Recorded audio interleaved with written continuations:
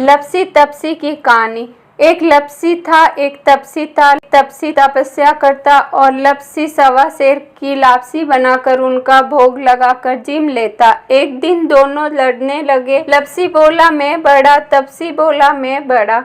इतने में नारद मुनि आए और बोले तुम क्यों लड़ रहे हो? तो लप्सी ने कहा मैं बड़ा हूँ और तपसी ने कहा मैं बड़ा हूँ। तपसी बोला मैं सारे दिन भगवान की पूजा करता हूँ। ये सुन नारद जी ने कहा मैं तुम्हारा फैसला कर दूंगा। दूसरे दिन लप्सी तपसी नहाकर आए तो नारद जी ने 1.25 करोड़ की अंगूठी उनके आगे फेंक दी। लप्सी का ध्यान उस अंगूठी पर नहीं गया। लप्सी लापसी बनाकर उसका भगवान के भोग लगाकर जिम में बैठ गया। तपसी तपस्या करने बैठा तो उसे अंगूठी दिखी और उसने अपने घुटने के नीचे दबा ली और तपस्या करने लगा। इतने में नारद जी आए। तब दोनों से पूछा कौन बड़ा है? फिर तपसी ने कहा मैं बड़ा हूँ। नारद जी बोले तेरा घुटना उठा तो उसके नीचे 1.25 करोड़ की अंगूठी निकली। तब नारद जी बोले कि ये अंगूठी तूने चुराई है, तुझे तेरी तपस्या का फल नहीं मिलेगा। तब तपसी बोला हे नारद मुनि, मेरी तपस्या का दोष कैसे दूर होगा?